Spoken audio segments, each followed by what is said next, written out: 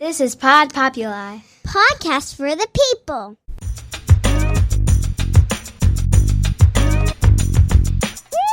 The Great Love Debate. It's the Great Love Debate. The Great Love Debate. It's the Great Love Debate. Hi again, everyone. It's Brian Howie. Welcome to The Great Love Debate, the world's number one dating and relationship podcast since 2015. As you guys know, we have asked a lot of questions on this podcast recently, as we always do. And even some of the titles I noticed, I was going through the list of shows because I was looking for something, and the titles of the shows, a lot of them recently actually are questions. And I think in our last 10 episodes, we have done What Do You Do as a show title. We did Why the Why. We did What Could Have Been, which I suppose isn't really a question, although it does start with what. So it looks like a question. We did How Do You Know? And we always ask questions because that's what we do around here. And sometimes we actually try to provide a few answers, but there's one question that I've asked a bunch off air in my non-podcast life. Do I have a non-podcast life? That's so sad.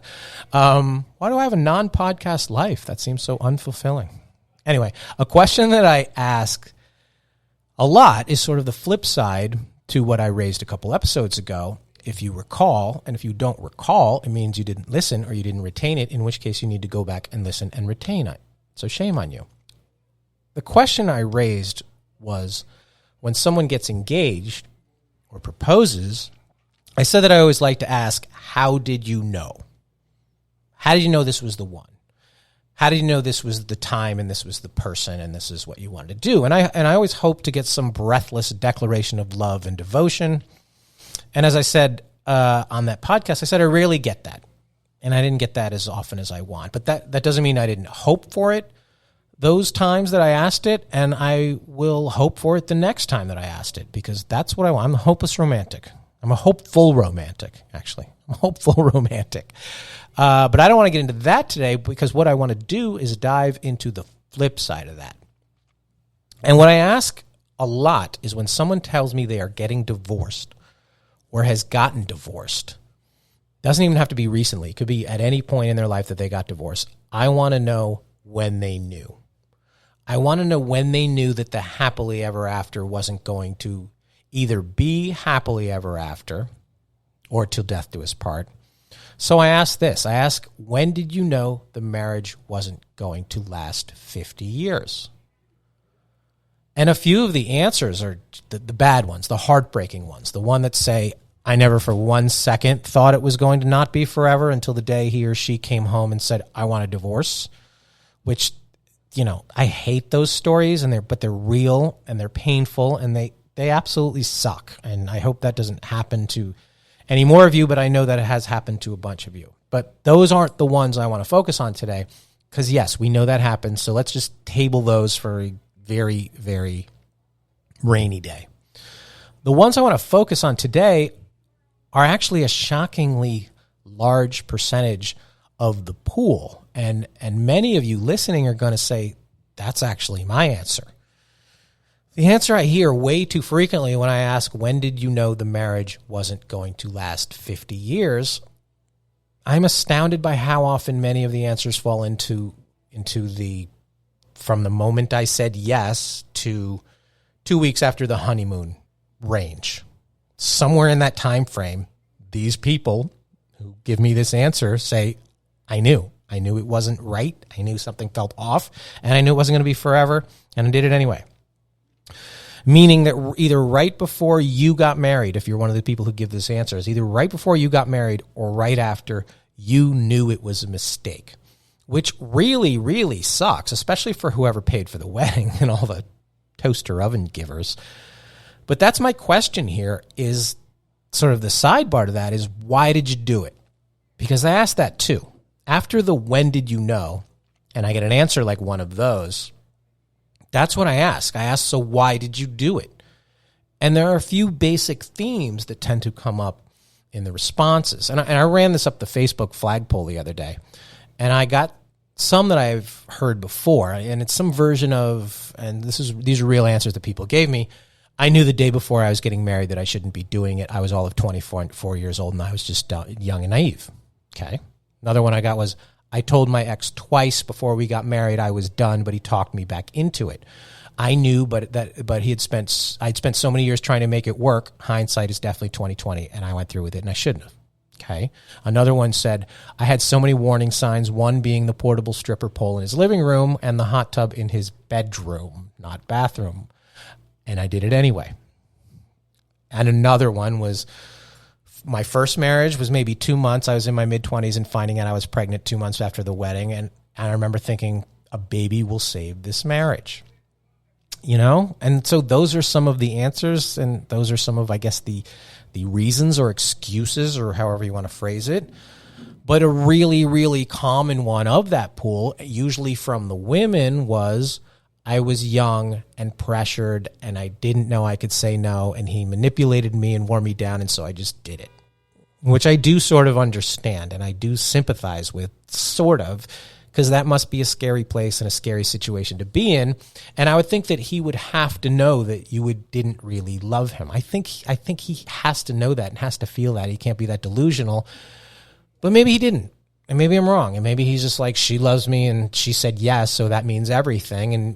And maybe the yes or the sure or the I guess, or however you phrased your unenthusiastic response to his proposal, was enough, and everything else was a blur to both of you. And I think the younger, so the person brought up they were 24 years old, I think the younger we are, the more likely you are to give an answer like that, because nothing seems forever, because forever at that age seems so far away. And the younger we are, the more instant gratification we seek. Sort of like the 16-year-old who watched Teen Mom on MTV and thought, oh, that looks so fun, I want one of those. And they don't realize that the responsibility of the kid is forever and the cost is millions over a lifetime. You hear that, kid? A kid costs millions. They don't tell you that in sex ed class. You want to frighten people out? Just start laying out the cost of the kid. There's your birth control. But the pressure doesn't always come from the partner. For the why did you do it? Why did you do it also elicits my parents, my family, they wanted us to, which to me seems ridiculous, but I don't have a close-knit family who gets deeply involved in my life and relationships. That's a choice I made, and it was a smart one, but I get it. I get the, when are you two going to get married? And the, isn't it time you settled down? That can eventually wear you down and even brainwash you into thinking that it's something that you need to do. Consequences or circumstances be damned. It's certainly not something you need to do, but I can understand and I can appreciate somebody feeling that way. I also understand there's a feeling of wanting that special day, of wanting the wedding day. And you, mostly ladies, dream of your wedding day far more than your marriage. And you want that day. You want that party. You want your celebration, your spotlight. This is mine. This is all about me, which a lot of times it is. And he is just sort of a supporting actor in the whole thing. And then you wake up the next day after all that's done and you're like, oh my God, I have to spend decades with him. And on certain rare occasions, maybe they're not so rare, but you've never lived with this person before. And you're like, oh my God, as soon as I saw where he puts his toothbrush, I knew this wouldn't last. And if that is when you knew, I'm thinking that you probably actually knew even earlier. You just wanted to pretend that you didn't know. You knew deep down that it wasn't till death do us part, and that part didn't really bother you that much because you played the part anyway, which is crazy to me, but you stuck with it. But I want to know why. I want to know why you stuck with it. So stick with me because I have to take a quick break, and we will dig into all of this deeper right after this. And we are back. And sometimes it's that urge to be a parent that makes us see the partner as a means to an end. And if that means having a kid with them without ever seeing when or how the relationship will end, well, that's your means to prevent it from ending, if that all kind of makes sense. But you still knew. And obviously didn't seem to care that it would eventually, in fact, end. And lots of people don't want to be single parents, but then they get married and they have 2 kids, and 5 years later they're exchanging custody on a Saturday morning in a Panera parking lot. And then they're just single parents anyway. It's pretty much the same thing. There's consequences to the outcome, and there's consequences to knowing and still going through with it. So why did you do it?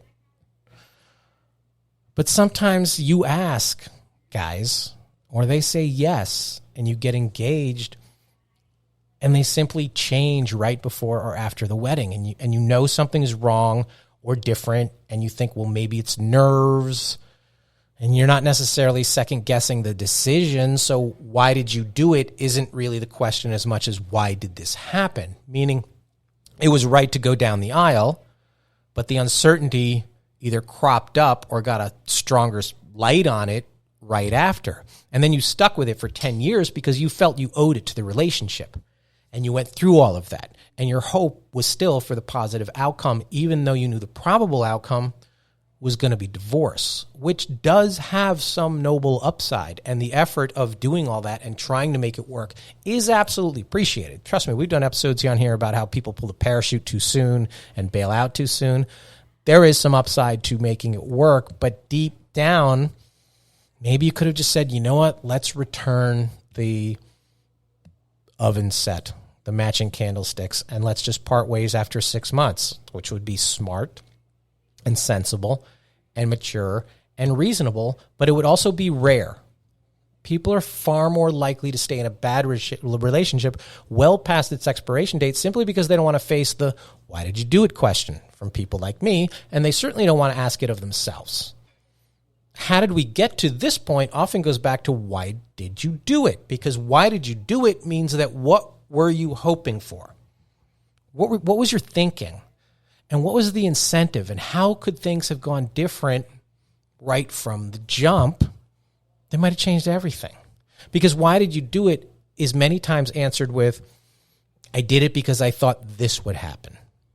Which is different from, I thought they were the one, but then they weren't. That's fine and perfectly reasonable. But I did it because I thought once we were married, things would be different. Or I thought I did it because once he got his green card, he wouldn't get deported, so we could buy a house. Or I thought she would be a great mom, so I married her. I mean, all of those were delusions of grandeur. And we're not certainly trying to go backwards here or rewrite your personal history. And we especially are not trying to second guess or play the hindsight card on anybody or with anybody here. But asking, why did you do it? Well, that might help you with why do you do it now? And what have you learned from it? And what can you learn from other people by asking them, why did you do it? Patience and practicality absolutely have a place among all the wishes and the fairy tales and the dreams. We're always selling hope around here. Always. But a part of the hope is, I hope you realize what was wrong with this. I hope to do better. I hope to never go through that again. So in those cases, hope is the verb, it is not the noun. I hope to have the strength and confidence to walk away if it isn't what I want it to be, or believe it really is, or that it can be. All of those things. But if your answer is this, I didn't want to disappoint. Why did you do it? I didn't want to disappoint anybody. Or the arrangements were made and letting people down wasn't something I could handle. I understand that, but think about the stakes involved. The stakes for you. You didn't want to have one really awkward conversation and maybe a few uncomfortable days and weeks. So instead, you went on with the charade and literally lived a life with someone for sometimes years, decades. I can't do this anymore, or I really don't want to do this. If you said those 5 words, that one sentence, and yes, they're really hard words to say and a really hard sentence to get out, but how much hardship would you be avoiding in the big picture? And how much happiness would be ensuing if you simply spent the 5 seconds needed to say them, and say them to yourself, and to say them to everyone else, and to say them out loud? That has to be worth it, I would think. You just be like, I got to get it out. I'm not doing this. I'm out. This isn't going to work. I don't love this situation. I may not love you, all of it. It has to be worth it, as opposed to the alternative of day after day and night after night being with this person that you're wondering why you did it.